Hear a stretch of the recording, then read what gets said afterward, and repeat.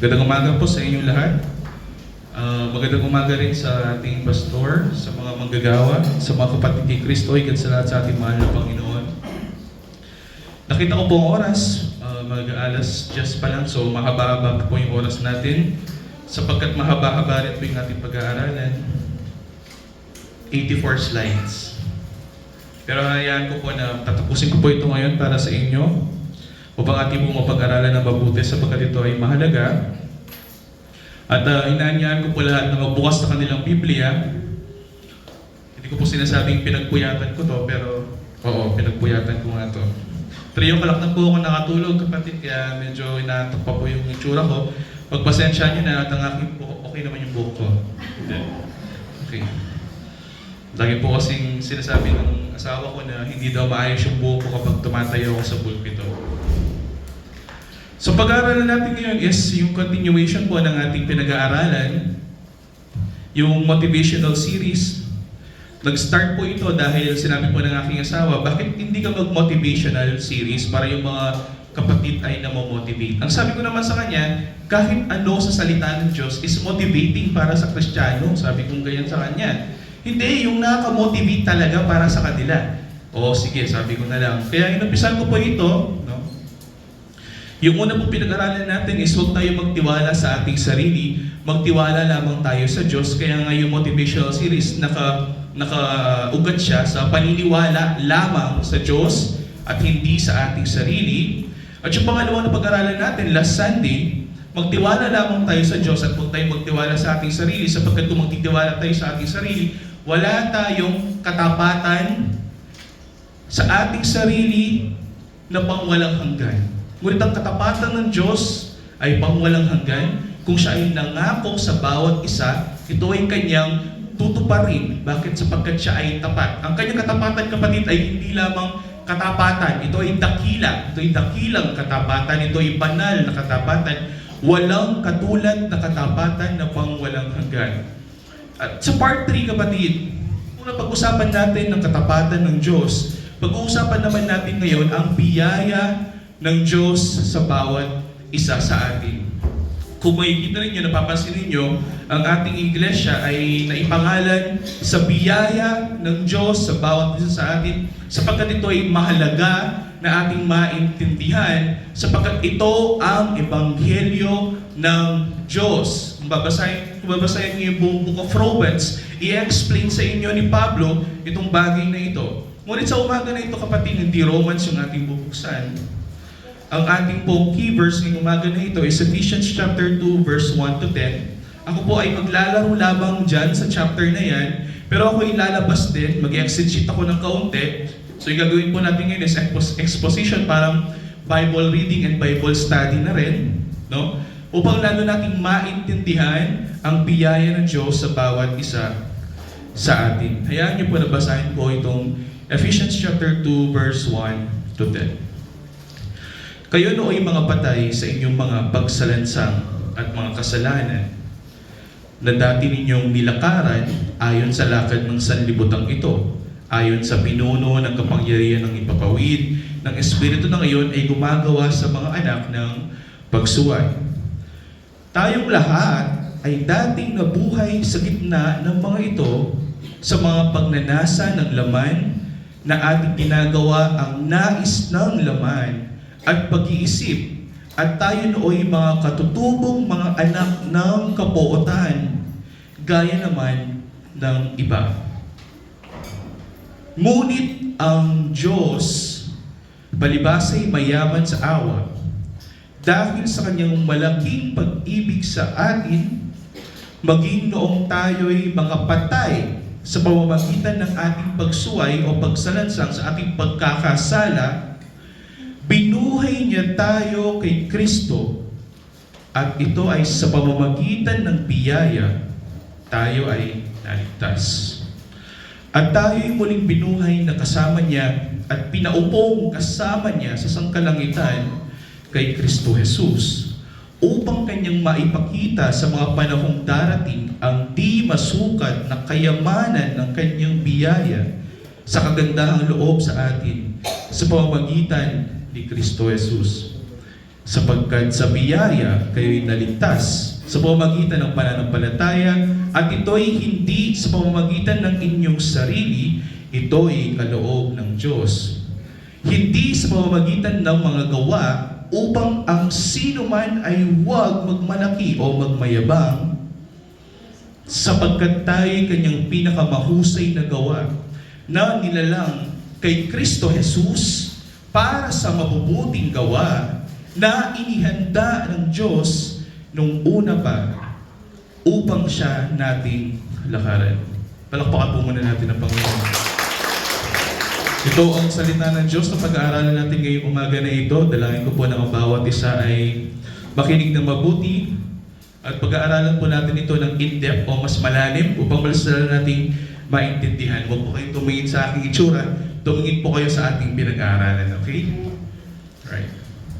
So kung nabasa ninyo, kung nakita ninyo yung ating pinag-aralan, meron po itong tatlong parts. No? Parang sa isang pelikula, trilogy siya. Meron siyang part 1, meron siyang part 2, at meron siyang part 3. Sino nanood na ng Lord of the Rings? Hindi. Si brother dito, okay. So yung Lord of the Rings version, part 1, part 2, and part 3. No? Ito yung ginawa ni Pablo para sa atin, na in-explain niya sa atin itong Ephesians chapter 2. Meron siyang tatlong parts. Ito yun, kapatid. Sa Ephesians chapter 2, verse 1 to 10, ang verses 1 to 3 ay ano ba tayo noon? Sino nga ba ang tao? Ano bang klase o estado ang tao na meron siya? Ito yung part 1. Ang part 2, ano ang ginawa ng Diyos? Ito yung Ephesians chapter 2, verse 4 to 6. Ano ba yung ginawa ng Diyos para sa tao? At yung pangatlong part, bakit ito ginawa ng Diyos para sa atin? Ito yung verses 7 to 10. Kung makikita ninyo, napaka-systematic ng pagsulat ni Pablo dito, no? Very systematic upang mas lalong maintindihan ng mga nagbabasa. Meron siyang ano yung dahilan, bakit ginawa, at para sa ano ginawa ito. So makikita natin dito, ano ba tayo noon? Ano yung ginawa ng Diyos? At bakit ito ginawa ng Diyos? At sa bandang huli, makikita nyo dyan, sino ba ang pagkakatiwalaan natin kapag pag-aralan natin? Ang tao ba o ang Diyos? So kanino ba tayo magtitiwala? Ito yung pag-aaralan natin ngayong umaga na ito. At dalangin ko sa bawat isa na makinig po tayo ng mabuti. Kung hindi po natin kaya na, kung gusto niyo pong mag-bladder break or mag-CR, okay lang naman, basta gawin po ninyo ito ng malumanay upang hindi po tayo mag-create ng distraction. So, mag-i-start po tayo dun sa verses 1 to 3. Ano ba tayo noon? No? Sino ba tayo noon? Ano bang klaseng tao ba tayo noon?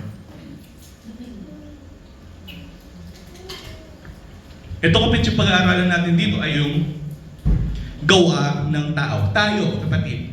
Bago natin nakilala ang ating Panginoong Jesucristo, ganito tayo noon. Napatuloy pa rin na nangyayari hanggang ngayon. This is Ephesians chapter 2, verse 1 to 3. Makita mo dito, sabi ni Pablo, kayo nooy mga patay sa inyong mga pagsalansang at sa mga kasalanan. Tayo daw ay patay hindi sa laman, kundi patay po tayo sa espiritu. Ang sinabi ng Biblia, ang taong patay sa espiritu, wala siyang gustong mga bagay na may nauukol o naaayon sa Diyos. Ibig sabihin, kapag ang tao ay patay sa espiritu, kapag ipinahayag mo sa kanila ang ebanghelyo, hindi niya ito tatanggapin, i-reject niya ito, at dinibaliwalain niya ito. Ito ang taong patay sa espiritu. Kaya, di ba tinatanong ko minsan, ano ba yung magagawa ng patay? Di ba, nung sa kapila, natanong ko rin yun, ano yung ginagawa ng patay? Wala. Kasi patay na nga. No? Wala siyang kayang gawin. Siya ay patay. No? Imagine, ang patay ay nakalibing na. Buto na. Patay na. Ano yung kaya gawin ng isang patay? Wala. Ang kaya lamang gawin ng isang patay ay mapulok, kapatid. Sapagkat ang patay ay mabubulok at mabubulok. Ganito ang estado ng spiritual na buhay ng tao. Siya ay patay sa kanyang espiritu. Na dati ninyong nilakaran ng sabi ni Pablo, Ayon sa lakad ng sanlibutan ito yung unang clue. Bakit tayo ay patuloy na patay? Dahil tayo pa rin ay patuloy na lumalakad ng naayon sa sanlibutan ito yung unang clue. Ito pa, ang pangalawa, ayon sa pinuno ng kapangyarihan ng himpapawid. So mayroong pinuno ng kapangyarihan ng himpapawid. Itong pinuno na ito ay espiritu na ngayon ay gumagawa sa mga anak ng pagsuway. Sino ito? Sino yung nilalabanan natin? Ang diablo. So meron na tayong unang clue kung bakit tayo ay patay sa espiritu. Ang sanlibutan ito at ang diablo. Dahil ang diablo ay narito pa rin. Tayong lahat ay dating nabuhay sa gitna ng mga ito, sabi ni Pablo, sa mga pagnanasa ng laman. Ito yung pangatlo. Ang laman natin ay kalaban natin na ating ginagawa ang nais ng ating laman at pag-iisip. Diba sa Galatians chapter 5 nung pinreach ni Brother Joel ito sa atin, mayroong bunga ang laman. Ano yung bunga ng laman? Puro mga pagsalansang sa Diyos. Pero mayroong bunga na kaaya-aya sa Diyos. Ano yung bunga na yun? Bunga ng Espiritu, di ba? Ang laman sa kanyang natural na estado ay yung bunga na hindi kaaya-aya sa Diyos. Ito yung gusto ng laman. Yung nais ng laman ay ano? Pagsalansang. Kaya nga tayo nooy mga katutubong, mga anak ng kabuotan ng Diyos.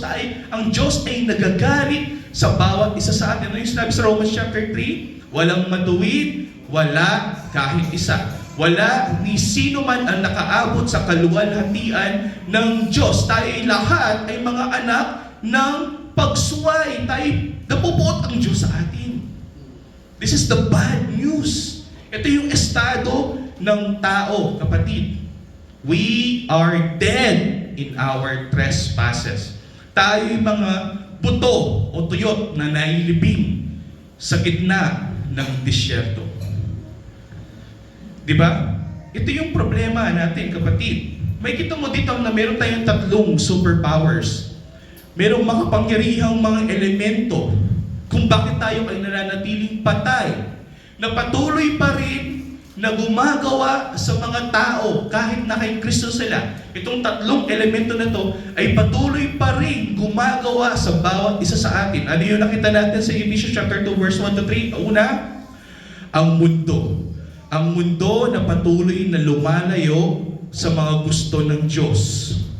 Kung makikita nyo ang mundo ngayon, kapatid, napakahalang na ng mundo. Ibang klase na ang mundo ngayon. Ang mga illegal ay nagiging legal, kapatid. Ang mga hindi kaaya-aya sa paningin ng Diyos ay nagiging legal, nagiging accepted sa society. Pangalawa, ang diablo. Makikita mo dito na kung bakit tayo ay nananatiling patay ay dahil ang diablo ay patuloy na gumagawa kahit sa mga tao, kapatid, na natanggap na nila ang kapangyarihan ng Espiritu Santo. Ang diablo pa rin ay patuloy na gumagawa sa bawat isa sa atin. Hindi siya natutulog, kapatid. At pangatlo, ang pinakamatinding kalaban ng tao ay ang kanyang sariling laman.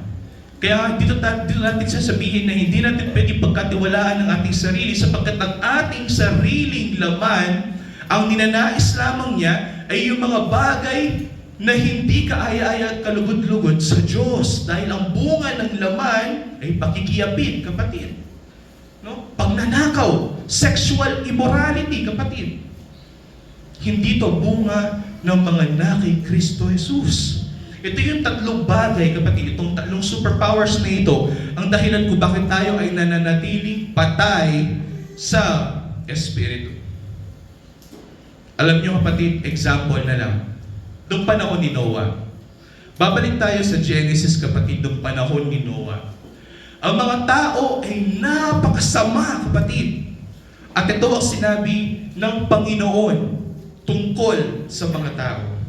Ano yung nakita ng Panginoon? Sa Genesis chapter 6, verse 5, nakita ng Panginoon na napakasama na ng tao sa lupa. At ang bawat hakay, ibig sabihin ang bawat pag-iisip, ang bawat intensyon ng puso ng tao ay palagi na lamang masama. In English, kapatid, his thoughts and his intentions are evil or wicked. Continually, patuloy hanggang sa mga panahon na ito, ang tao ay patuloy na nagiging masama. Ito ang katotohanan, kapatid, na nakita na ipinahayag sa atin ng mga salita ng Diyos, na ang tao ay patuloy na nagiging masama. So magpa-fast forward tayo. Ito yung panahon ni Noah, di ba? Tapos after ng flood, lumabas si Abraham at nag-start na yung Israel. So ito yung nangyari, kapatid. Nung meron ng Israel, meron ng mga hari, meron ng mga propeta. At noong mga panahon ni Ezekiel, isang propeta ng ating Panginoon, mayroon ginawa ang Panginoon sa kanya na isang vision, idinala siya sa isang ilang. At ito yung nakita ni Ezekiel, kapatid. Ang kamay ng Panginoon ay sumasa akin, sabi niya, at kanyang dinala ako sa pamamagitan ng Espiritu ng Panginoon at inilagay ako sa gitna ng libis. No? So ito ay hindi niya alam kung anong lugar ito, no? At inilagay ako sa gitna ng libis, at itong libis na ito, itong lugar na ito ay puno ng mga buto. Anong buto ito? Buto ng mga taong patay. Natutuyo na sa disyerto, kapatid. Inakay niya ako sa palibot ng mga iyon.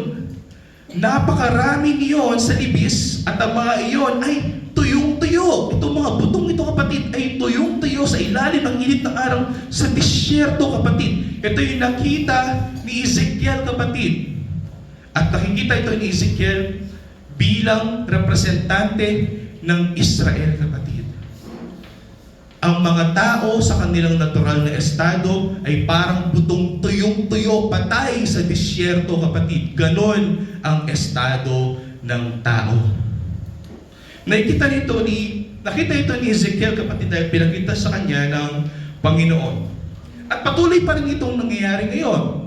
Mag-fast forward tayo sa panahon ni Pablo, no? Noong mga nasa panahon ni Pablo, ang sinabi ni Pablo na ang mga tao ay patuloy na dumaraing sapagkat nandito pa rin itong tatlong kalaban ng tao, ang mundo, ang dyablo, at ang ating sariling laman. Sa Romans chapter 8, verse 22-23, sabi dito ni Pablo, sapagkat nalalaman natin na ang buong sanlilikha, tayong lahat, kapatid, na nilikha ng Diyos, ay sama-samang dumaraing at naghihirap. Namamatay pa rin tayo. Nagkakasala pa rin tayo.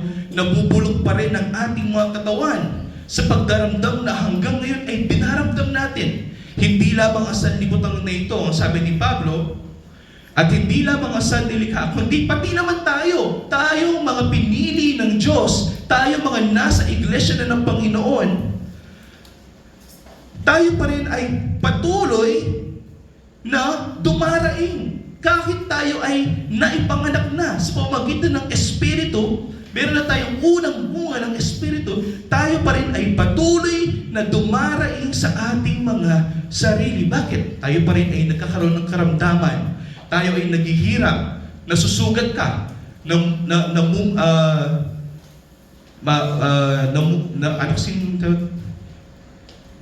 mapula na kang mata.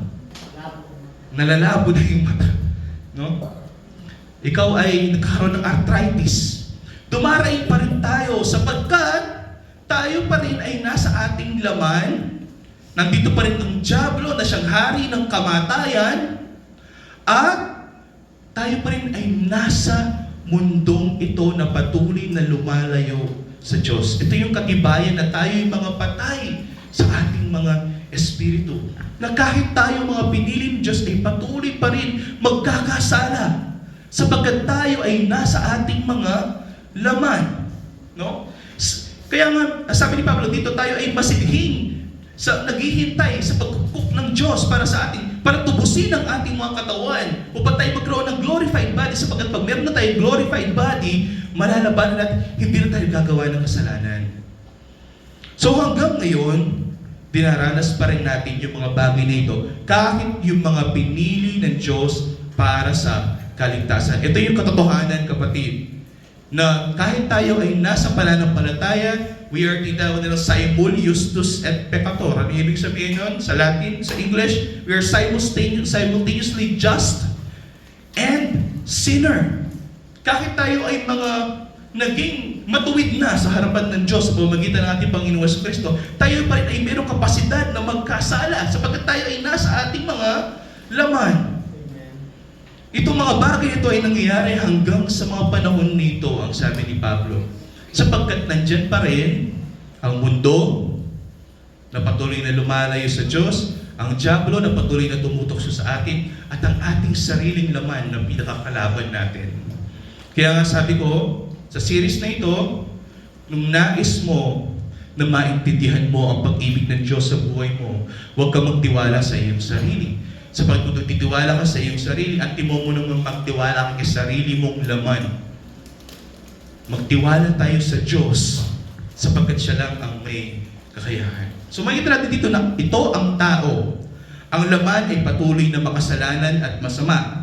Kaya patuloy pa rin tayong namamatay sa laman. Ito yung katibayan, kapatid, na tayo pa rin ay nasa mundo ng kasalanan. Namamatay pa rin tayo. Diba? Kahit gaano ka pa kabiyaya o pinagpala ng Diyos, mamamatay at mamamatay ka. Si Moses ay namatay. Si Abraham ay namatay. Si David ay namatay. Bakit? Sapagkat tayo pa rin ay nasa laman. Ito yung problema natin, kapatid. So kung meron tayong problema, isang matinding problema, ang isipan mo na mo, kapatid, bala mo, butol ka kang disyerto, tuyong-tuyo na ka, yan ang kapalingan eh. Pero isipan mo, bala mo, imbiya mo, bala mo, butol niya mo, parang kang buto na tuyong-tuyo sa disyerto. Ganyan tayo, kapatid. Ganyan tayo. Kaya wala tayong magagawa sa ating sariling kakayahan. Tayo'y mga patay. Hindi natin kayang gumalaw man lamang o buhayin ng ating sarili. Kailangan mayroong mangyari sa bawat isa sa atin, isang pangyayaring mahimala, maganda, dakila na galing sa Diyos upang tayo ay mabuhay muli. Kaya ito yung ginawa ng Diyos para sa atin. Ngunit may ginawa ang Diyos para sa mga napili sa kaligtasan. Ano yung ginawa ng Diyos? Part 2. Tapos na tayo sa part 1. Ang part 1, wala tayong magagawa. Patay ang tao sa espiritu. Ang kaya lamang gawin ng tao ay mapulok sa kanyang kasalanan at ang puot ng Diyos ay nasa kanya. Ngunit, salamat sa Diyos at meron siyang ginawa. Ang sinabi ni Pablo sa Ephesians chapter 2 verse 4 to 6 is one of my most favorite Bible verses sa Biblia, kapatid. At ito yung nagpapalakas sa akin, na sana magpapalakas din sa inyo. Hindi sinabi ito, ngunit ang Diyos at ang tao. Hindi sinabi dito na, ngunit ang Diyos at ang gawa ng tao. Pero tingnan mo kung paano inumpisahan ni Pablo ang malahimalang kapangyarihan ng Diyos na ginawa niya para sa tao. Basahin natin dito sa 4. Ngunit ang Diyos lamang, wala nang iba, siya lamang ang may gawa nito. Mahalaga ito na inyong maintindihan, kapatid, sapagkat magtitiwala lamang tayo sa Diyos lamang. Ngunit ang Diyos palibhas ay mayaman sa awa dahil sa kanyang malaking pag-ibig sa atin, maging noong tayo'y mga patay sa pamamagitan ng ating pagsuway. Makikita mo dito, kapatid, na maging tayo noong tayo'y mga buto lamang na tuyo sa disyerto, tayo mga naagnas, mga patay sa ating pagsalansang, makikita mo na mayroon pa rin ginawa ang Diyos para sa atin. Inibig pa rin tayo kahit ganun yung estado natin. Inibig pa rin tayo ng Diyos kahit tayo mga patay. Inibig pa rin tayo ng Diyos kahit tayo mga basahan sa kanyang harapan. Inibig pa rin tayo ng Diyos kahit tayo marumi, mga putik sa kanyang harapan. Ganyan ang pag-ibig ng Diyos sa bawat isa sa atin. At itong bagay na ito, kapatid, ay ginawa niya upang meron siyang gustong ipahatid sa atin. Sa pamamagitan ng ating pagsuway, tayo yung mga patay. Ngunit, anong ginawa ng Diyos? Binuhay niya tayo sa ating Panginoong Jesucristo. Tayo ay naging buhay sa pamamagitan ng ating Panginoong Jesucristo. Siya ang dahilan kung bakit nagkaroon tayo ng buhay, kapatid. Diba? Sabi niya, I am the way, the truth, and the life. Siya ang magiging daan natin papunta sa buhay. Siya tayo binuhay sa pamamagitan natin ng Panginoong Kristo. At ito ay sa pamamagitan ng biyaya, kaya tayo naligtas. Ito ay biyaya lamang ng Diyos. Ano kasi yung biyaya, kapatid, or grace? Ilang beses na natin pinag-aralan ito. What is grace? Ito yung pabor na ibinibigay ng Diyos sa iyo kahit hindi ka karapat-dapat. Minahal ka ng Diyos kahit hindi ka karapat-dapat. Kinahabagan ka ng Diyos kahit hindi ka karapat-dapat. Itong katotohanan na ito, kaya sinabi ko ito, isa sa mga pinakagusto kong verses sa Biblia. Isipin mo na lang yung estado mo, kapatid, noong nakilala mo si Kristo sa iyong buhay. Dati ikaw ay patay, nagtutuyo na ang iyong buto sa disyerto, at binuhay ka muli ng Diyos. Kaya mo bang gawin yon? Hindi. Pero ang Diyos, kaya ba niyang gawin? Oo. No? At ito yung dahilan. Tayo ay muling binuhay na kasama ang ating Panginoong Jesucristo. At pinaupong kasama niya sa sangkalangitan kay Kristo Jesus. Pinaupo daw tayo sa sangkalangitan dahil sa ating Panginoong Jesucristo. Nakita mo yan kung ano yung promotion na nangyari sa inyo, kapatid. Sino yung natrabaho dito? Brother John, na-promote ka na ba? Hindi pa? Okay, huwag ka mag-alala. Pareho tayo. Di pa ako dito. Kung imagine yung promotion mo, kapatid. Mula sa isang tuyong buto, patay, sa isang buhay, na kasama mo si Kristo sa sangkalangitan. Ganon ang promotion mo. Imagine na lang this, kapatid. Dito ka. Nandito ka ngayon. Tuyo. Patay. Nabubulok. Tapos napunta ka bigla doon sa malayong lugar sa langit na buhay, walang hanggan, kasama ang ating Panginoong Jesucristo. Imagine itang agwat na ni promotion mo. From here to there. Alam niyo yung agwat na yan, kapatid? Yung agwat na malayong agwat na yan mula sa patay hanggang sa buhay, kasama mo si Kristo sa kalangitan. Ang agwat na yan, ang tawag dyan ay biyaya. Ang biyaya ang dahilan kung bakit ikaw mula sa patay ay nabuhay papunta sa langit kasama ang ating Panginoong Jesucristo. Kaya nga sabi ni John Newton, kilala si John Newton? Siya yung nag-compose, kapatid, ng Amazing Grace. Yung hymn natin, yung kinakanta natin. Ang sabi ni John Newton, nung naintindihan niya itong biyaya na ito, hindi lamang siya biyaya. Ito ay isang kamangha-manghang biyaya. It is so amazing. Hindi niya maintindihan from grave to heaven.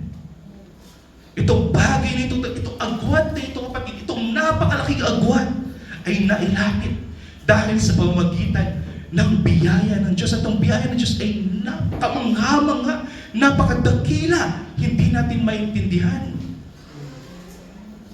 Ang nakakalungkot, kapatid, kahit yung mga kapatid natin kay Kristo, hindi nila maintindihan itong napakakamangha-manghang biyayang ginawa ng Diyos sa buhay nila, na hanggang ngayon akala nila sila ang dahilan kung bakit sila nasa langit.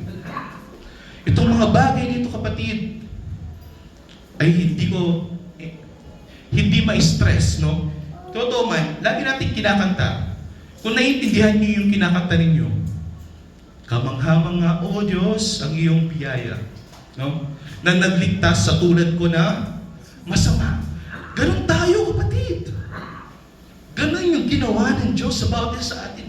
Hindi tayo niligtas dahil magaling ka.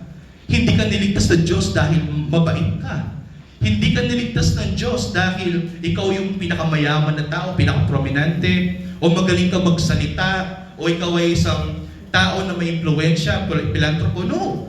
Niligtas ka ng Diyos kasi nakita niya na ikaw ay isang basahan at kailangan mo ng tagapagligtas. At itong bagay na ito, kapatid, ang tao dyan ay biyaya. Bagamat hindi tayo karapat-dapat, tayo'y mga masasamang tao. Ang Diyos ay iniligtas tayo, binuhay niya tayo muli sa estadong patay upang tayo ay makasama niya sa sangkalangitan kasama ang ating Panginoon Yesu Cristo. Akala niyo ginawa ito ng Diyos noon? Oo. Akala niyo ginagawa ito ng Diyos ngayon lamang kasi nasa covenant of grace tayo? Hindi. Ginawa rin ito ng Diyos noon sa panahon ni Noah, kapatid. Kung babasahin natin, babalik tayo, di ba? Sabi natin kanina, bago ginunaw ang mundo, nakita ng Panginoon na ang mga tao ay magiging masama continually sa lahat ng buhay, habang buhay magiging masama ang tao. Kapatid, ngunit tingnan mo kung ano yung ginawa ng Panginoon kay Noah. Sa Genesis chapter 6 verse 7, ito yung continuation, kapatid, nung kanina. Sabi niya, kaya't sinabi ng Panginoon, lilipunin ko ang tao na aking nilalang sa ibabaw ng lupa, ang tao, ang hayop, ang mga gumagapang at ang mga ibon sa ipapawid, papatayin lahat ng Diyos, sapagkat ako'y nalungkot na nilalang ko sila, sapagkat sila'y patuloy na nagkakasala. Ang tao sa kanyang natural na estado ay patay sa espiritu at patuloy na nagkakasala. Hindi ba? Yan yung katotohanan na nalaman natin sa Ephesians chapter 2 verse 1 to 3. Ngunit ano ba yung ginawa ng Diyos para kay Noah? Sa next verse, kapatid, tingnan mo kung yung ginawa ng Diyos. Subalit si Noe o si Noah ay nakatagpo ng ano? Ng biyaya ng Diyos. Sa paningin ng Panginoon, si Noah ay kahabag-habag. Naawa ang Diyos sa pamilya ni Noah, kapatid. At si Noah ay naisakay sa arko. Hindi sila kasama ang kanyang sambahayan. 8 sila, kapatid. Hindi sila namatay kasama ng mga taong masasama nung mga oras na yun. Ang tawag dyan, kapatid, ay biyaya. No? At hindi lamang yun. Sa 2 Peter, sabi ni Pedro dito, nung si Noah ay nasa arko, kapatid, nasa loob siya ng arko kasama ng mga hayop na iniligtas ng Diyos, nung nasa loob siya ng arko, ang arko symbolizes the grace of God, ang biyaya ng Diyos. Oo, natitisod si Noah. Oo, nagkakasakit si Noah. Oo, meron siya nagagawang masama o nagkakasala si Noah sa arko. Ngunit, tinapon ba ng Diyos si Noah mula sa arko? Tinapon ba niya? Hindi. Si Noah ay nanatili sa loob ng arko. Kahit natitisod si Noah, nanatili siya sa loob ng arko. Hindi siya tinapon ng Diyos sa dagat. Ito ang biyaya ng Diyos sa bawat isa sa atin. Na kahit tayo ay nagkakasala, hindi niya hayaan na makuha tayo ng kaaway. Tayo ay mananatili sa loob ng arko, mananatili sa loob ng biyaya ng Diyos. Dahil ang biyaya ng Diyos ay makapangyarihan. Punta tayo sa panahon ni Ezekiel. Di ba kanina, sabi natin, dinalan ng Diyos Ezekiel sa ilang, nakita ni Ezekiel na napakarami mga butong tuyo, kapatid. Mga patay na buto, natutuyo na sa disyerto. Pero tingnan mo kung ano yung ipinangako ng Diyos kay Ezekiel na nangyayari na sa atin ngayong umaga na ito. Makita mo dito sa pagpapatuloy na natin sa 37 verse 3 to 6. Kanyang sinabi sa akin, ang sabi ni Ezekiel, anak ng tao, sabi ng Panginoon kay Ezekiel, maaari bang mabuhay ang mga butong ito? Sabi niya. Sumagot si Ezekiel, ang sabi niya, O Panginoon Diyos, ikaw lang ang makakaalam. Hindi natin alam kung sino yung mga bubuhayin muli ng Panginoon. Hindi natin alam kung sino yung mga pinili ng Panginoon. Kaya sabi ni Ezekiel, O Panginoon, ikaw lamang ang makakaalam. Pero tingnan mo, sabi natin Panginoon, muling sinabi niya sa akin, sabi ni Ezekiel, sabi ng Panginoon, magsalita ka ng propesiya sa mga butong ito at sabihin mo sa kanila, O kayong mga tuyong buto, iyong pakinggan ang salita ng Diyos. Makita mo dito, inutusan ng Panginoon si Ezekiel na magsalita siya ng propesiya. Sa mga panahon na ito, ang propesiya na yan, ang tawag dyan is the gospel, kapatid. The gospel is the power of God unto salvation. At doon sinabi ni Ezekiel na, sabi ng Panginoon kay Ezekiel, magsalita ka ng propesiya sa mga butong patay na yan, at sila ay makikinig. At tingnan niyo kung ano nangyari. Sa 5, ganito ang sabi ng Panginoong Diyos sa mga butong ito. Hindi doon sa pangangaral ng propesiya ni Ezekiel, kaya nabuhay ang mga butong ito. Hindi. Dahil nagsalita ang Diyos sa mga butong ito, kaya sila nabuhay muli. Tingnan natin. Ganito ang sabi ng Panginoong Diyos sa mga butong ito. Mga butong tuyong-tuyo na to, kapatid, mga butong patay. Aking papasukin ang hininga ko sa inyo at kayo'y mabubuhay. Itong sinabi ng Panginoon sa mga patay na buto. Ang sabi niya, papasukin niya ng hininga ang mga buto na ito at sila'y mabubuhay. Balik tayo ngayon. Nung tinanong ng ating Panginoon si Ezekiel, naniniwala ka ba na mabubuhay yung mga buto na ito? Ngayong nalaman mo na ang Diyos ay mayroong kakayahan. Naniniwala po ba kayo na mabubuhay itong mga tuyong buto na ito? Sabing amen? At ano nangyari? Sabi dito, lalagyan ko kayo ng mga litid, babalutin ko kayo ng laman, tatakpan ko kayo ng balat, at lalagyan ko kayo ng hininga mula sa buto, kapatid. Ito yung estado na naging anong tao. Nagkaroon siya ng litid, dati buto lamang, nagkaroon siya ng laman, nagkaroon siya ng balat, at nagkaroon siya ng hininga. In other words, nagkaroon siya ng buhay, kapatid. Ang buto ay nagkaroon ng buhay. Tingnan mo ano yung sinasabi ng Panginoon dito. Lalagyan ko kayo ng hininga. Lalagyan ko kayo ng hininga. Yun yung cause, yun yung dahilan, at ano yung epekto? At kayo'y mabubuhay. Sino ang dahilan kung bakit nabuhay yung mga buto na ito? Ang Diyos. May kita mo dito, kapatid, na hindi ang patay ang dahilan kung bakit siya nabuhay muli, kundi ang Diyos ang dahilan kung bakit siya nabuhay muli dahil binigyan siya ng hininga. Ito pa. Dahil sila ay nabuhay, ano yung nangyari sa mga patay na ito? Ano yung nangyari sa kanilang buhay? Ano yung nangyari na kamahimahimalang bagay, kapatid, isang biyaya na hindi nila maintindihan? Ano yung nangyari nung sila ay nabuhay? At inyong malalaman na ako ang Panginoon. Diba sa Ephesians chapter 2, verse 1 to 3? Sabi doon tayo mga patay sa Espiritu, wala tayong gustong gawin kundi mga kasalanan. Ayaw natin yung mga bagay na nauugol sa Diyos. Pero tingnan mo dito kung ano nangyari. Mga butong tuyong-tuyong, patay na. Nung binigyan sila ng buhay ng Diyos dahil sa kanyang hininga, nalaman nila, nasilayan nila, na ang kaharap nila ay ang Panginoon.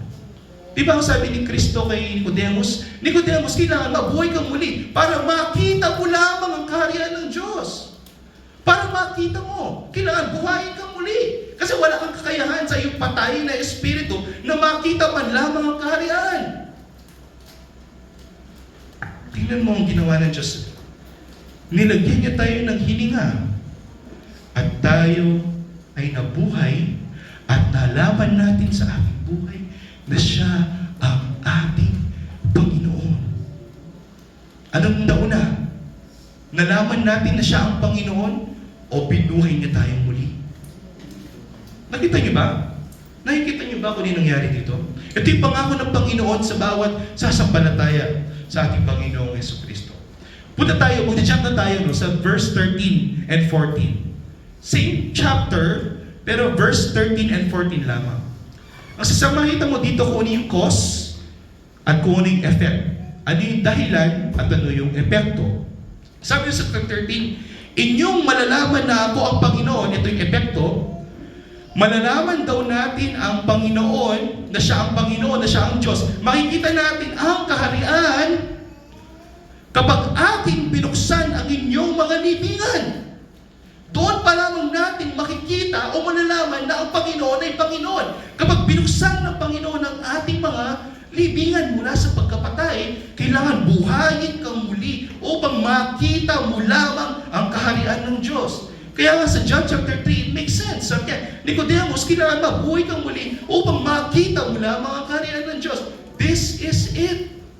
Kaya ano sabi ni Kristo kay Nicodemus, isa kang Sanhedrin, isa kang Pariseo. Hindi mo ba nalalaman yung mga bagay na yan? Kailangan alam mo yan dahil that is the law and the prophets. That is the Old Testament. At ito yung sinasabi ni Kristo. Kailangan may gawan sa iyo ang Diyos. Paano natin malalaman na siya ang Panginoon? Kapag binuksan na ang ating mga libingan. At ano pa? At aking pasasapayin kayo mula sa inyong mga libingan, o bayan ko. Ito yung pangako ng Panginoon. Sa bawat isa sa ating mga patay sa Espiritu, tayo bubuhayin upang masilayan natin ang kanyang pagkapanginoon sa ating buhay. At hindi lamang ito, tingnan natin. Cause and effect. Ito yung cause. At aking ilalagay ang aking Espiritu sa inyo. Nilagay na Panginoon ang kanyang Espiritu. Di ba, binuhay niya tayo? Tapos ilalagay niya ang Espiritu niya sa atin, ang Espiritu Santo. At ito ay dahilan kung bakit tayo ay mabubuhay. At ilalagay ko kayo sa inyong sariling lupain upang malaman daw natin ang Panginoon ang nagsasalita at nagsasagawa ng mga bagay na ito. Ang lahat ng nauukol sa inyong pagkabuhay muli, ang lahat ng nauukol sa inyong regeneration, ang lahat ng nauukol sa inyong pagbo-born again ay gawa ng Panginoon lamang. Hindi nyo kayang gawin yan, kapatid, sapagkat kayo patay sa Espiritu. Kaya nung sabi ni Nicodemus, parang napaka-imposible naman yan. Ibabalik ba ako sa sinapupunan ng aking nanay? Actually, naiintindihan ni Nicodemus na napaka-imposible na buhayin muli ang tao sa laman. Ngunit bubuhayin ka muli ng Panginoon, hindi sa laman, kundi bubuhayin ka muli ng Panginoon sa Espiritu. Sapagkat hindi mahalaga ang laman, ang mahalaga ay ang Espiritu. Ano bang bunga ang gusto mo? Bunga ng laman o bunga ng Espiritu? Lalakad ka ba sa laman? O lalakad ka ba sa Espiritu? Itong mga bagay nito, kapatid, ay napakalinaw sa Biblia. Kaya minsan nakakalungkot na hindi ito maintindihan. Sa lahat ng mga halimbawa na yan, kapatid, ang Diyos ang bumubuhay sa Espiritong patay sa tao. Makikita mo dyan, ang katotohanan dyan, ang Diyos ang dahilan kung bakit ang taong patay sa Espiritu ay nabubuhay at nakikita niya at nakikilala niya ang Panginoon. Sumilay ang lahat sa Kanya. Nung naipahayag ng Ebanghelyo, kahit magaling ka magsalita, kung hindi siya pinili ng Diyos at walang ginawa ang Diyos sa buhay niya, mako-convert ba siya? Hindi. Kahit gaano ka pagkagaling magbahagi ng Ebanghelyo, kung hindi pinili ang tao na yan, hindi sisilay sa Kanya ang liwanag ng Diyos. Ngunit sa mga binuhay muli ng Panginoon, the moment na ipinahiwati mo, ipinahayag mo ang Ebanghelyo sa kanila. Kaya sabi nila, the King of God is not in word, but in power. The power of what? The power of the Holy Spirit. Diba? Yan yung kapangyarihan ng Holy Spirit, kapatid. Joke. Ang kapangyarihan ng Holy Spirit, kapatid, ay buhayin muli ang isang taong patay. Kaya the kingdom of God is not by our own words, but the power of God na buhayin ka muli sa pamamagitan ng Ebanghelyo. Kaya kahit ilang altar calling ang gawin natin, kahit ilang beses pa tayo magpahayag ng Ebanghelyo sa isang taong patay, hindi siya maniniwala. Kaya dalangin natin sa ating mga kaibigan, dalangin natin sa mga kamag-anak, kung hindi pa rin sila naniniwala at sumasampalataya sa Panginoon, ibig sabihin wala pang ginagawa ang Diyos sa buhay nila. Patuloy tayong manalangin na ang Diyos ay gumawa ng malahimalang biyaya sa kanilang buhay upang makilala nila ang Panginoon. Dahil siya lamang ang may kakayahan. Siya lamang ang kayang gumawa ng mga bagay na yan. Hindi mo pwedeng buhayin ang iyong sarili. Ang Diyos lamang ang pwedeng gumawa nito. Kaya sa Ephesians chapter 2, verse 4 to 6, ano sinabi? Ngunit ang Diyos, hindi niya sinabi, ngunit ang Diyos at ang tao, dahil ito ay hindi synergism, kapatid, sa tao at sa Diyos. Ito ay gawa ng Diyos lamang. Siya lang makagawa nito, sapagkat siya lamang ang may kakayahan. At ang pangatlo, or part 3, bakit ba ito ginawa ng Diyos? Naiinip na po ba kayo? Huwag kayong maglala, part 3 na. Ano yung dahilan kung bakit ito ginawa ng Diyos? Ginawa ba ito ng Diyos dahil wala lang? Binuhay ka bang muli ng Diyos para pagkasala ka lang ulit? No? Binuhay ka bang muli ng Diyos kasi may isip mo na, total, nakatanggap na rin ako ng biyaya. Okay lang kahit magkasala na ako. Kasi niligtas na ako ng Diyos. Yun yung paniniwala mo.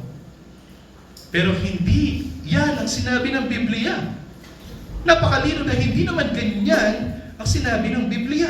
Oo, niligtas tayo sa pamamagitan ng biyaya, pero hindi tayo niligtas sa pamamagitan ng biyaya upang ikaw ay magkasala. Hindi, may dahilan. So ito yung pag-aaralan natin. Bakit ba ito ginawa ng Diyos? Bakit niya tayo iniligtas sa pamamagitan ng biyaya? Ano ba yung layunin ng Diyos sa bawat isa sa atin? Basahin natin, babalik tayo sa Ephesians chapter 2, verses 7 to 10. Bakit ito ginawa ng Diyos?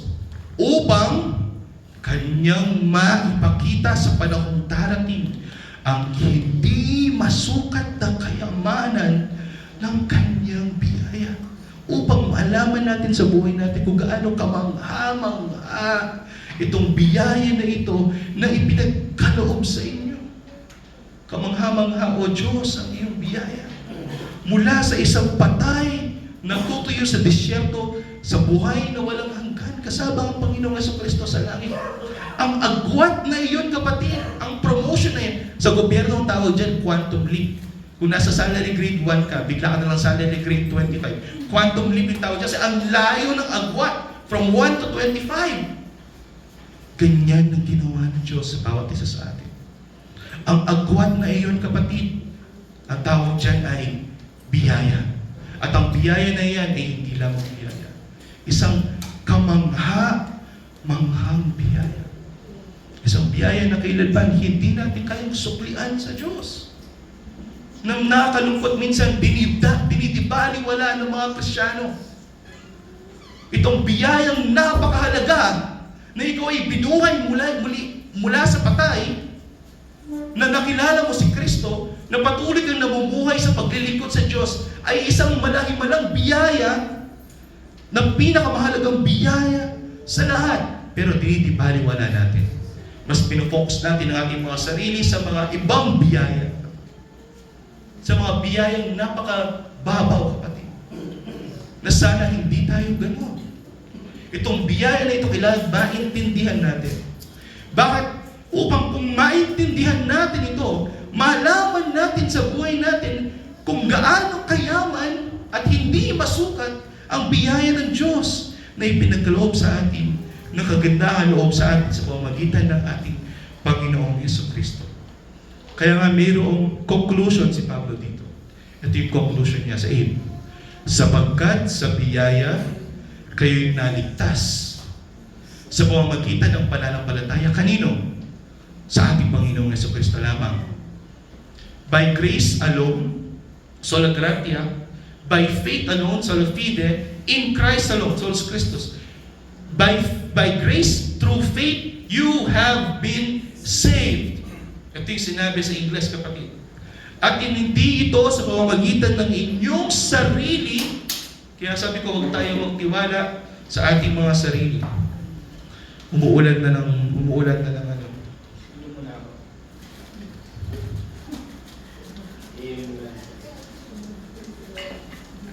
Umuulan na po ng ano. Pagpapala. At ito'y hindi sa pamamagitan ng inyong mga sarili. Ibig sabihin, ang kaligtasan na ito, itong nakamit ninyong biyaya na ito mula sa pagkapatay na nabuhay muli sa sangkalangitan kasama ang ating Panginoong Jesucristo, ay hindi sa pamamagitan ng inyong sarili kakayahan. Hindi tayo magaling ka.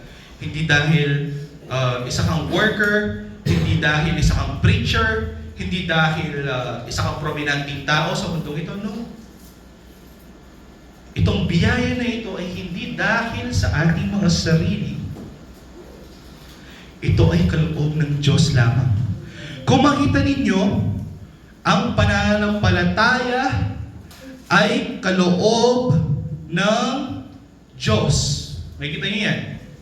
Ang pananampalataya ay kaloob ng Diyos. Kapag sabing kalooban, ibig sabihin, it is a gift from God. Ibig sabihin, wala sa iyo ang pananampalataya, ibinigay sa iyo ng Diyos ang pananampalataya.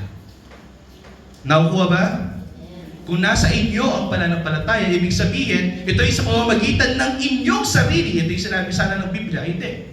Ang sinabi ni Pablo, ito ay hindi sa pamamagitan ng inyong sarili. Ito ay kaloob ng Diyos. Ito, tingnan natin, bago natin tapusin, tingnan natin ito.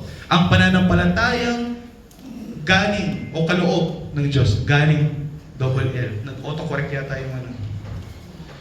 Ito ay ibinigay sa isang taong hindi karapat-dapat upang maipahayag ang kadakilaan ng biyaya ng Diyos sa atin. Itong pananampalataya na ito ay ibinigay sa mga tao na hindi karapat-dapat. Sino kasi yung perfect example dyan na nabigyan ng pananampalataya kasi ipinamanhik siya o idinalangin siya ng ating Panginoong Jesucristo sa langit? Sino kasi yan? Pag-aralan natin last Sunday. Sino kasi yung 3 beses niyang itinakwil ang ating Panginoon, pero hindi siya nawalan ng pananampalataya kasi idinalangin ng Diyos, idinalangin ng ating Panginoon Jesucristo na hindi siya mawalan ng pananampalataya. Sino kasi? Pedro. Si Pedro. Very good. At si Pedro ay sumulat, kapatid, sa 2 Peter chapter 1 verse 1. Pero totohanan ni Pedro itong bagay na ito, kapatid. Sabi niya, si Simon Pedro, alipin at apostol ng ating Panginoong Jesucristo, sa mga tumanggap, sabi niya, ng mahalagang pananampalataya na gaya ng sa amin. Ito yung paniniwala ni Pedro, kapatid. Ang pananampalataya ay natanggap lamang niya mula sa Diyos.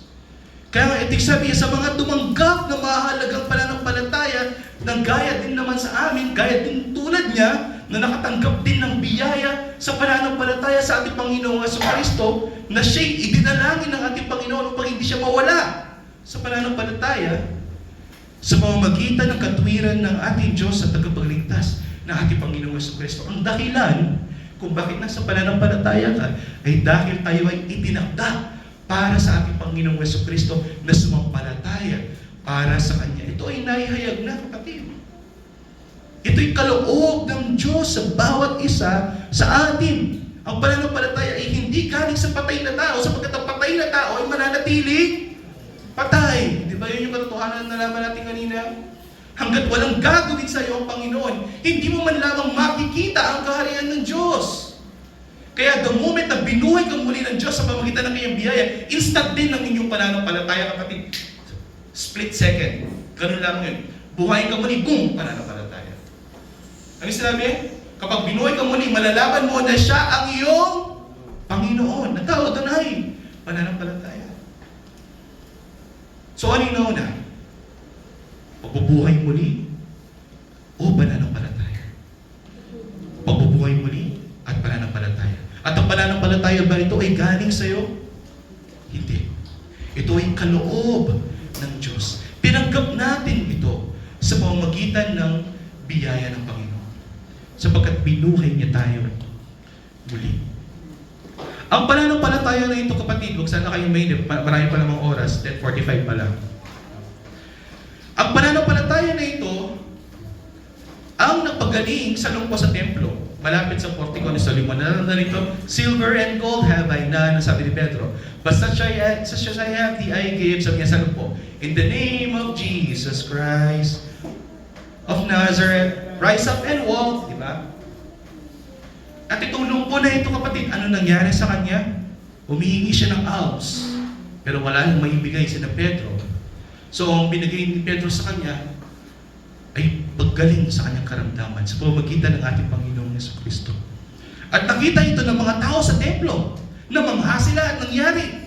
At sila ay nagtipon, bintahan si Pedro sa portico ni Solomon, kasi ang templo, kapatid, mayroong portico si Solomon doon dahil si Solomon, nirestore niya ang temple. No?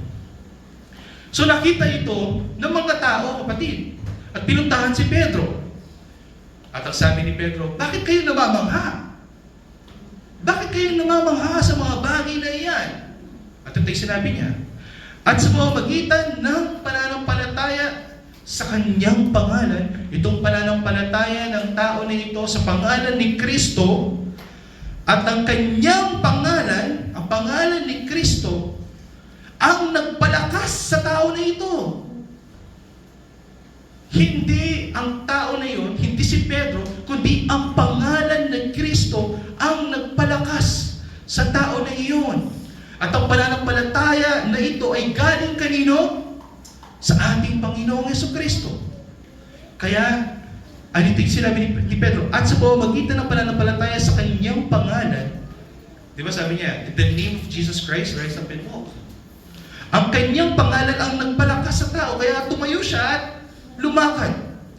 At ang pananampalataya sa pamamagitan ni Jesus ang nagkaloob sa tao nito ng ganitong sakdal ng kalusugan. Pag sinabi sakdal, this is perfect, kapatid. Mula sa hindi paglalakad, lumpo sa kanyang mula sa kanyang pagkapanganak hanggang sa mga oras na siya ay lumpo. Pero instant, kapatid, tumayo siya. Amen.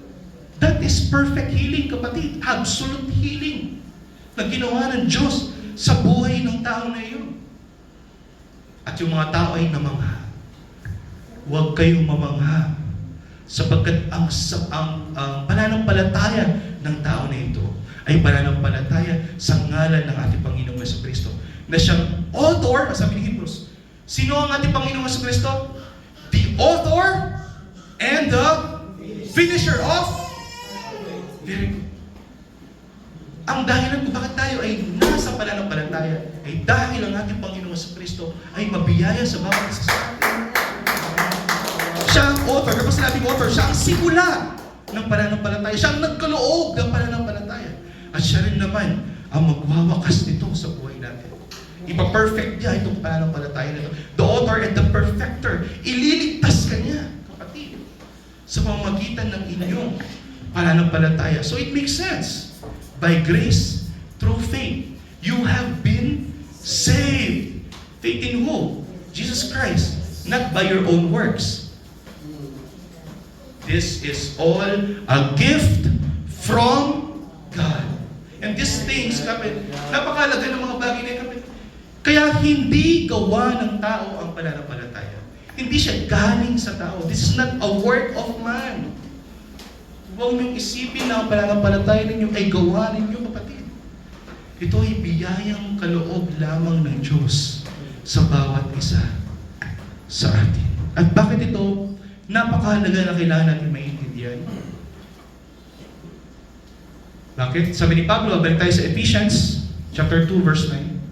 Hindi sa pamamagitan ng mga gawa sapagkat ang pananampalataya ay hindi produkto ng gawa ng tao, ito'y kaloob ng Diyos upang ang sino man sa atin, ni isa sa atin ay hindi magmayabang, hindi magmalaki.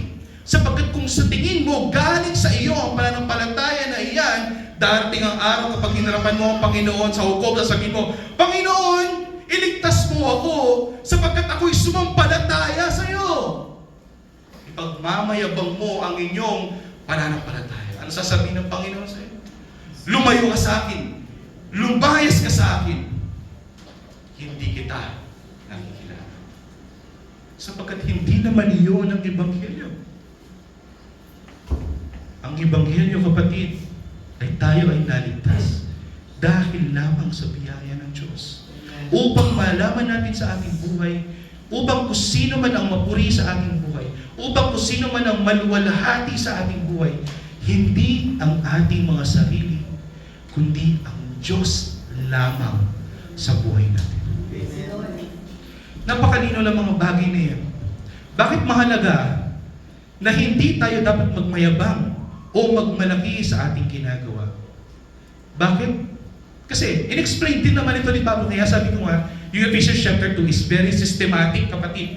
Kung babasahin mo lang line per line, maiintindihan mo yung gustong sabihin ni Pablo dito. So 10. This is the last verse. Sabi niya, sapagkat tayo kanyang pinakamahusay na gawa, pinapaalalahanan tayo ni Pablo na tayo yung mga nilalang lamang, tayo yung mga ginawa lamang ng Panginoon.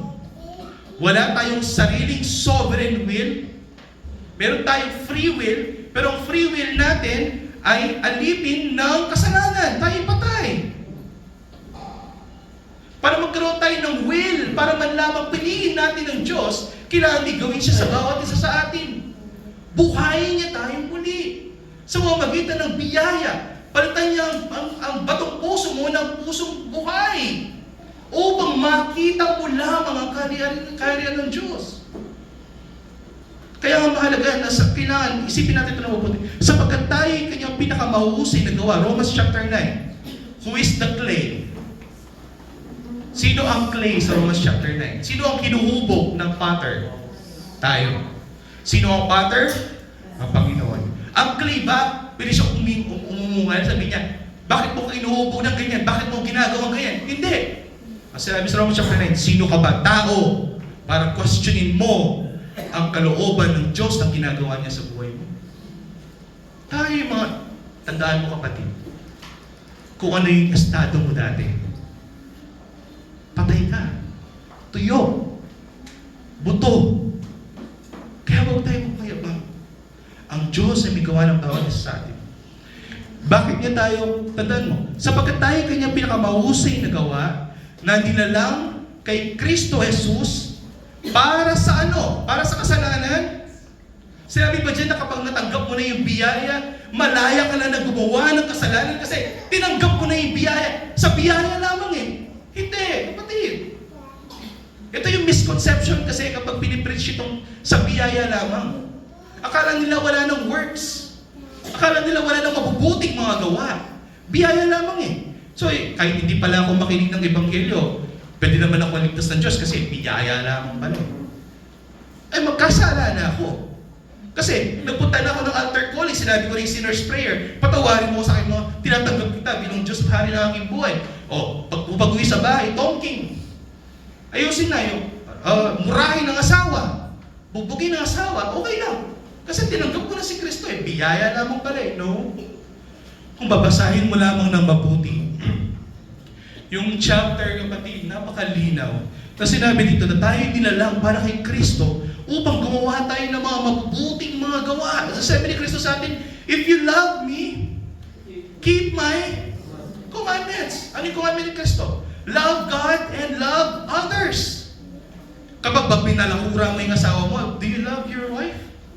No. That is not keeping the commandments of God. That is sinning. Pagkakasala ang tao dyan. Kaya sabi dito, tayo mga nilalang para kay Kristo upang gumawa ng mga mabubuting gawa. At ito yung maganda. Ito yung pinakamahalaga. Ito palang mga mabubuting gawa na ginagawa natin. Akala natin ito'y galing sa ating mga sarili. Galing sa ating sarili kakayahan. Galing sa ating laman. No. Ang mabubuting gawa natin ay galing sa Espiritu ng Diyos na, tinan mo, basahin natin, na inihanda ng Diyos. Noong una pa, hindi ka pa isinilang, ang mga nilalakaran mong mabubuting mga gawa na iyan ay naihanda na para sa inyo na ating lakaran. Kaya tayo gumagawa ng mabuti. Kaya ka nagpapagamit, Brother Lito. Kaya nagpapagamit ang ating pastor. Kaya nagpapagamit si Brother Joel. Kaya nagpapagamit si tayong lahat. Eh dahil inihanda na ng Diyos ito para sa atin. Sa pamamagitan ng biyaya, lahat. Wala sa ating mga sarili. Upang hindi tayo magmayabang. Kahit ang mga mabubuting gawa ay naihanda na ng Diyos para sa inyo. Kaya sabi ni Pablo, ako ay naging apostol, hindi dahil siya ay magaling. Ito ay biyaya lamang ng Diyos, kaya siya naging apostol.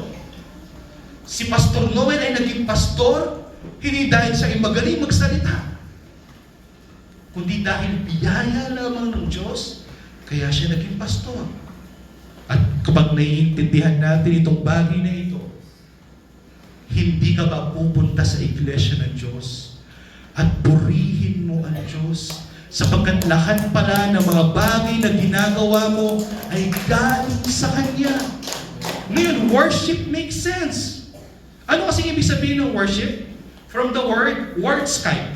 Ano ibig sabihin ng wordskype? Worthy, karapat-dapat of praise. Bakit siya karapat-dapat na purihin? Bakit siya karapat-dapat na sambahin? Sapagkat mayroon siyang ginawa sa atin na hindi tayo karapat-dapat na ating tanggapin sa ating buhay. Pero ginawa pa rin ito ng ating Panginoon. In spite of, kahit tayo yung mga makasalanan, binuhay niya tayong muli. Kahit ikaw ay rapist, binuhay mo muli. Kahit ikaw ay isang mamamatay tao, binuhay ang muli ng Diyos. Isang bagay na kailanman hindi natin kayang bayaran ng ating mga gawa. Kaya tandaan mo, ang mga mabubuting gawa ay bunga lamang ng ating pananampalataya. At itong pananampalataya na ito ay kaloob lamang ng Diyos sa bawat isa sa atin. Kaya nga kahit ang ating mga mabubuting mga gawa ay hindi natin pwedeng ipagmayabang sa isang banal na Diyos. Remember, kapatid, nung yung Pariseo, nung nananalangin sa Diyos, magpapasalamat sa Diyos na hindi siya kamukha ng isang publikanong makasalanan. Ang kasalanan ng Pariseo na naging arrogante siya. Akala niya mayroon siyang pinagkaiba sa isang makasalanang publikano. No. Lahat tayo ay makasalanan sa harapan ng Diyos. At itong Pariseo na ito ay napakayabang. Pinagmayabang niya lahat ng kanyang nagawa sa pangalan ng ating Panginoon. Pero tingnan nyo, kung ano yung sinabi ng Panginoon sa kanya, lumayas ka sa aking harapan, hindi kita nakikilala. Ano yung problema doon sa Pariseo? Hindi niya ipinagmayabang kung ano yung ginawa ng Diyos para sa kanya. Ipinagmayabang niya kung ano yung ginawa niya para sa Diyos. At ito ang problema natin minsan, kapatid. We tend to glorify ourselves than to glorify God alone. Itong mga mabubuting gawa ay bunga ng pananampalataya. Ang itong mga mabubuting gawa natin ay naitakda noong una pa na siyang lalakaran ng mga pinili ng Diyos para kay Kristo Jesus. Sa 2 Corinthians chapter 13 verse 5, at di pa pala, siguro, ananda na nga nalit. At di pa pala, bala ko yan, ina. 2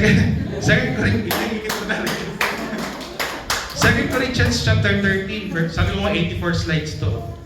Sorry. 2 Corinthians chapter 13 verse 5. Sabi nito ni Pablo dito, no?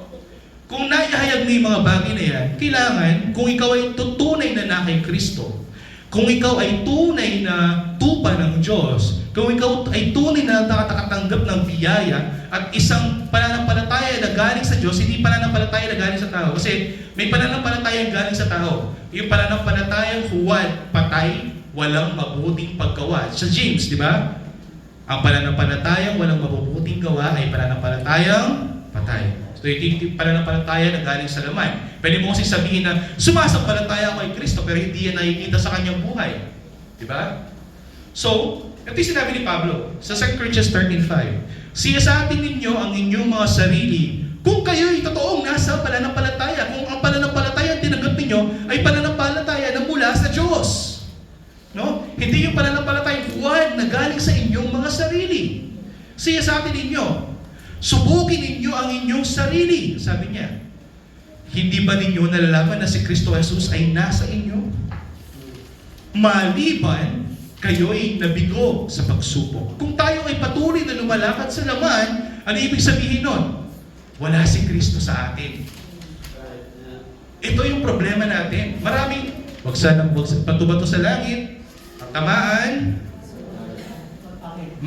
ang tamaan ay magbato ng tinapay, sabi sa Biblia, di ba? Pag binato ka ng bato, batoyin mo ng tinapay. Bato kasi, tutuanan daw. Okay. Nakita natin dito na kung wala kang bunga ng Espiritu, kung walang mabubuting gawa ang inyong pananampalataya, siniyasat mo ang iyong sarili, ang pananampalataya mo pala ay hindi nagbubunga, ibig sabihin ng pananampalataya na ito ay hindi kay Kristo at huwad. Okay? Dahil ang totoong pananampalataya na galing sa Diyos, ang kaloob na pananampalataya na galing sa Diyos, ay nagbubunga, hindi ng bunga ng laman, kundi bunga ng Espiritu. Very good. Di ba napakalinaw na ng Biblia ngayon? Napakalinaw na ng Biblia ngayon. Ang sabi sa Biblia, sabi ng ating Panginoon Hesus Kristo, you shall know them by their fruit. Paano namin malalaman, Panginoon? kung sino yung mga para sa'yo. You shall know them by their fruit. Kung walang bunga ng Espiritu sa buhay nila, sinasabi na siya ay sumasampalataya kay Kristo, pero kahuli na bumubuga na yung asawa na. O kaya palmura na yung asawa na, palagkasan eh. Buri sabi na lang yung bunga yung kapatid. At siyasatin niya ang kanyang sarili. Busisihin niya ang kanyang sarili. Manalangin sa Diyos. Magsisi siya sa kanyang mga nagawang kasalanan. Itong mga bagay nito kapatid ay napakahalaga sapagkat malalaman mo sila sa pamamagitan ng kanilang mga bunga. 2 Peter 1:10. Kaya mga kapatid, lalong pagsikapan ninyo na patatagin ang pagkakatawag at pagkapili sa inyo. Sino daw yung mga magsisikap na patatagin ang mga pagkatawag at pagkapili sa kanila? Tayo, mga pinili at mga tinawag ng Diyos. Kailangan meron tayong bunga ng pagsisikap. Kasi kung hindi ka nagsisikap, mayroong problema sa iyo. Sino yung magtitiis hanggang sa wakas? Yung mga pinili ng Diyos. At yung mga magtitiis hanggang sa wakas, sila ang maliligtas. Kasi yung mga pinili ng Diyos ay Kanyang ililigtas. It makes sense. Sapagkat kung gawin ninyo ang mga bagay na ito, hindi kayo matitisod kailanman. Ito yung sinasabi ni Pedro para sa atin, kapatid. Kung mananatili tayong patatagin ng lahat ng mga bagay na yan, yung ating pagkapili, kung naiintindihan natin na pinili tayo ng Diyos, kung naiintindihan mo na kahit hindi ka karapat-dapat, pinili ka ng Diyos, kung naiintindihan mo na hindi ka pa isinisirang sa mundo ito, tinawag ka na ng Diyos, kung naiintindihan mo na hindi ka pa isinilang sa mundo ito, itinakda ka na ng Diyos, kung naiintindihan mo yung mga bagay na yan, ikaw ay magsisikap. Bakit? Kasi naiintindihan mo kung yung ginawa ng Diyos para sa iyo. Na ikaw ay dating patay at binuhay sa lakang kalangitan kasama ng ating Panginoon. That grace alone is amazing. Amen. Kung naiintindihan mo yung bagay na ito, kapatid, hindi ka na matitisod. Kasi naiintindihan mo kung ano yung ginawa ng Diyos sa buhay mo. Pinili ka niya kahit hindi ka karapat-dapat. Idinala ka niya kay Kristo kahit hindi ka karapat-dapat. Kaya nga yung word is in spite of. God loved me in spite of I am a sinner. Kahit ako ay makasalanan, minahal pa rin ako ng Diyos. Kahit ako ay rapist, minahal pa rin ako ng Diyos. Kahit ako ay magnanakaw, minahal pa rin ako ng Diyos. Sapagkat minahal tayo ng Diyos, kahit hindi tayo karapat-dapat. Ang tawag dyan ay biyaya. Praise God. Hallelujah. Hallelujah. Ang mga pinili ay nagtitiis at nagpapakatatag. Amen. Paano mo malalaman yung mga pinili ng Diyos at kilala siya? Paano, meron ba tayong kailangan makita sa tao para malaman natin na pinili talaga siya? Oo.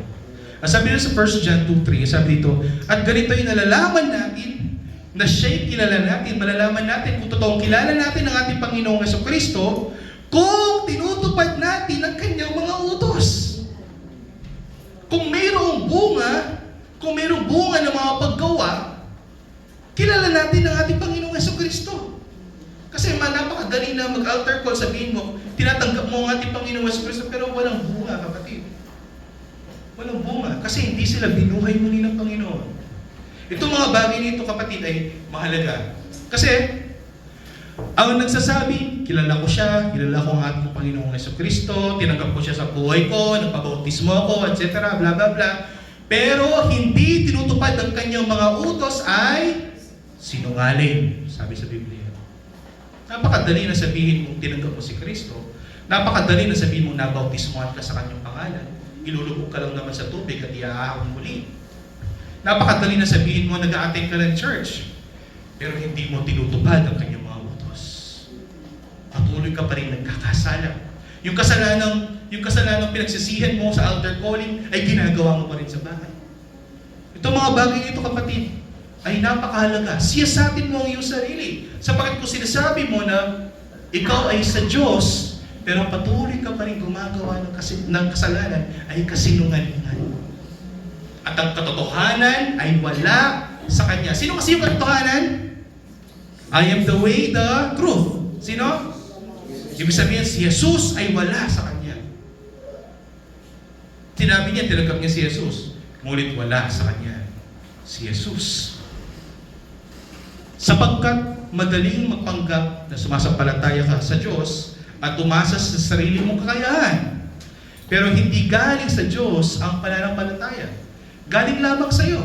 Dideklara mo lang na ikaw ay sumasampalataya. Sa iyo lang. Yun lang yun. Sa iyo yun. Pero walang bunga. Diba? Kasi wala tayong kakayahan sa ating sariling katutubong pagkatao na tayo man lamang ay lumapit sa Diyos. Tayo mga patay sa Espiritu. Ang pananampalataya ng kaloob ng Diyos ay nagbubunga ng mabuting gawa sa ngalan ng ating Panginoong Jesucristo. So ang tanong ngayon, kanino ka magtitiwala ngayon? Sa sarili mo, sa iyong sariling laman? Sa kakayahan mo bilang tao na patay? Na parang buto na natutuyo? O sa Diyos na may kakayahan na iligtas ka? Kaya tayo magtitiwala? Sa Diyos. Kung nagtitiwala ka sa Diyos na may kakayahan na iligtas ka, ang tawag dyan, kapatid, ay pananampalataya. Parang upuan. Bago mo upuan yung upuan na yan, sasabihin mo sa iyong sarili, titingnan mo yung upuan eh. Kaya pag mauupo ako sa upuan na to, hindi ba ito masisira kamukha nung nangyari kanina? Diba? Ganun yung iisipin mo eh, diba? Pag umupo ba ako sa upuan na to, hindi ba ito masisira? Paano mo malalaman kung totoong hindi siya masisira? Kailangan upuan mo siya. Diba? Hindi sapat yung maniniwala ka lang na hindi siya masisira. Kailangan may gawin ka. Ganun ang pananampalataya, kapatid. Hindi pwedeng sabihin mo lang naniniwala ka kay Kristo na iniligtas ka niya. No, kailangan mayroong bunga ang pananampalataya. Paano magbubunga ang pananampalataya? Kung sisiyasatin mo ang iyong sarili at sumunod ka sa Panginoon.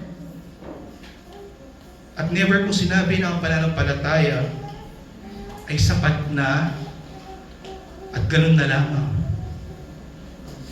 Dahil ang pananampalatayang walang bunga ay pananampalatayang patay. Hindi siya galing sa Diyos. Ito'y galing sa iyong sarili. Ang pananampalatayang galing sa Diyos ay nagbubunga ng mabubuting mga gawa. At ang mga mabubuting gawa, ang sabi sa Biblia, ito'y bunga ng Espiritu. Very good. Ako'y nagagalak dahil nalalaman ko na nalalaman niyo yung mga bagay dito. Sa Diyos at sa Kanyang biyaya lamang tayo magtitiwala. No? Huwag tayong magtiwala sa ating sarili. Kalimutan mo ang mundong ito. Sabi ng mundong ito, believe in yourself. Diba? Kaya yung sabi ng mundo, the greatest love of all is to love yourself. Pero ang Biblia hindi. The greatest love of all is to love God with all your heart, with all your soul, mind, and your strength. Magtiwala ka sa Diyos. Sa Diyos lamang. Dahil ang kaligtasan, siya lamang ang may gawa. Bibigyan ko kayo ng isang summary ng lahat ng pinag-aralan natin. Tayo ay naligtas mula sa Diyos, dahil sa Diyos, at para sa Diyos. Magtatanong ka yan, ha? Bakit naligtas tayo mula sa Diyos?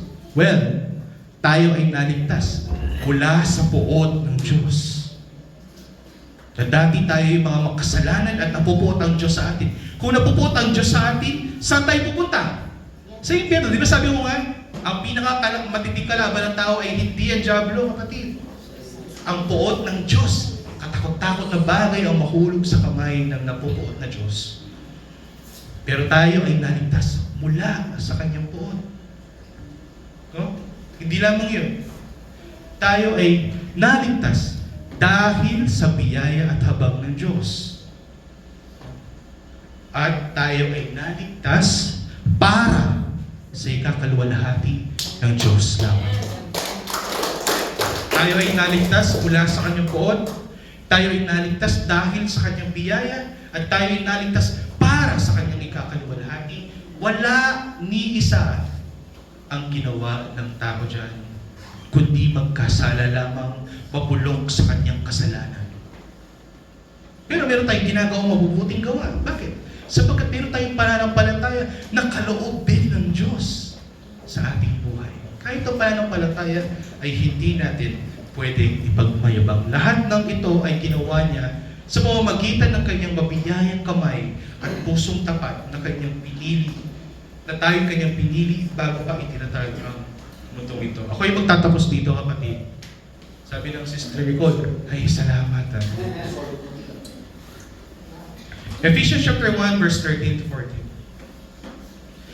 Sabi ito ni Pablo, sa kanya kayo rin naman na nakarinig ng salita ng katotohanan, ibig sabihin na ipahayag sa atin ang Ebanghelyo, naniwala tayo sa Ebanghelyo, sumilay ang magandang balita sa atin, tayo ay nakay Kristo na, ang Ebanghelyo ng inyong kaligtasan ay sumilay na sa bawat sa atin, at kayo na sumampalataya sa Kanya, tayong lahat na binigyan niya ng pananampalataya o kaloob ng Diyos, mayroon din siyang binigay kalakip ng ating pananampalataya. Di ba kanina, ang sabi, kapag binigyan ka ng buhay, bibigyan ka ng Espiritu. Espiritu mo ba yan? Hindi. Espiritu ng Diyos. May kita mo dito, na kalakip ng pananampalatayang ipinagkaloob sa inyo, sabi ni Pablo, ay tinatakan ka ng ipinangakong Espiritu Santo. Sabi ni Kristo, kailangan ko umalis sa mundong ito upang dumating ang helper, ang advocate, the Holy Spirit, na siyang tutulong sa lahat ng mga nakay Kristo. Ito yung ipinangako ni Kristo sa bawat isa sa atin. Kaya kapag ikaw ay binuhay muli, kalakip nito, kapatid, ay ang Espiritu Santo, kaya ikaw ay templo ng Diyos. Itong ipinangakong Espiritu Santo na ito sa bawat isa sa atin, ang siyang magiging katibayan natin. Siya, ang Espiritu Santo, ang katibayan na ikaw ay tunay na nakay Kristo. Ang katibayan ng ating mana. Ang katibayan na ikaw ay totoong pinili ng ating Panginoon. Itong Espiritu Santo na ito ay mananatili sa iyo hanggang sa ikatutubos ng pag-aari at ikapupuri ng kanyang kaluwalhatian. Hindi na kailanman aalis pa sa mga totoong pinili ng Diyos ang kanyang Espiritu. Ito ay ipinangako sa ating kapatid. At dahil ang Diyos ay tapat, ang kanyang pangako ay mangyayari. Ano ba ang pinakadakilang himala na nagawa ng Diyos sa buhay ng isang Kristiyano? Diba? Hindi pera. Hindi malahimalang pera ang pinakadakilang himala na ibinigay ng Diyos sa ating mga Kristiyano. Hindi estado sa buhay. Hindi pinangako ng Diyos sa bawat isa sa atin na tayo magiging mga presidente, na tayo magiging mga prominenteng mga tao sa lipunan. At hindi naman absolute na tayo ay kanyang pagagalingin sa ating mga karamdaman. Sapagkat mayroon pa rin tayong dinaramdam. Sapagkat tayo pa rin ay nasa laman. Ano yung ipinangako ng Panginoon na malahimalang ginawa niya sa bawat isa sa atin? Ang dakilang himala na ginawa ng Diyos sa buhay natin bilang mga sumasampalataya sa Kanya ay mula sa kamatayan, tayo ay binuhay muli. Mula sa tuyong buto, tayo ay binigyan ng upuan sa langit kasama ng ating Panginoong Jesucristo. Yung agwat mula sa tuyong buto hanggang sa upuan sa langit kasama natin Panginoong Jesucristo ay napakalaki mula dito sa Pilipinas hanggang sa Pluto, kapatid. Ganyan ang layo ng agwat, kapatid. Pero ang agwat na yan ay pinunan ng biyaya ng Diyos upang tayo ay makalapit sa Diyos at makapunta sa langit. Ang tawag dyan ay biyaya. Amazing grace. Ang sabi nga ni John Newton, which is the author of Amazing Grace, amazing grace, how sweet the sound of to save a wretch like me. Kahit hindi ang karapat-dapat, ako ay binuhay muli ng Diyos. At ito yung maganda, ang buhay na ating tinanggap, itong pagbubuhay muli ng Diyos, ay magpakailanman. Ito ay buhay na walang hanggan sa piling ng ating Panginoon Jesucristo sa sangkalan. Ama, maraming salamat sa biyayang ipinagkaloob sa amin. Maraming salamat, Panginoon, bagamat hindi po kami karapat-dapat. Kami makasalanan, kami patay sa iyong harapan. Ngunit binuhay mo kami muli, O Diyos, kahit hindi kami karapat-dapat, upang kami maging katulad ng aming Panginoon. Kami lumakad ng mabubuting mga gawa, mahal na Panginoon. At itong mga bagay na ito, mahal na Panginoon, ay hindi namin kailanman pwedeng ipagmayabang. Ikaw lamang ang may gawa ng mga bagay na ito. Kaya sa iyo lamang ang papuri, kaluwalhatian, pasasalamat, karangalan, magpakailanman, O Diyos. Gamitin mo itong katawan na ito, mahal na Panginoon, ang aming katawan, sa ikakalwalhati ng iyong pangalan. Maaring, mahal na Panginoon, na kami idako mo sa tuwing pagsamba, O Diyos, upang ikaw yung maluwalhati sa aming buhay. At sa aming pag-uwi sa bahay, mahal na Panginoon, ang iyong Espiritu Santo ay manahan at gumawa sa bawat isa sa amin, na kami patuloy na lumakad sa mga mabubuting gawa na iyong inahanda noong una pa, at kami ay patuloy na magkaroon ng bunga ng Espiritu hanggang sa iyong pagbabalik.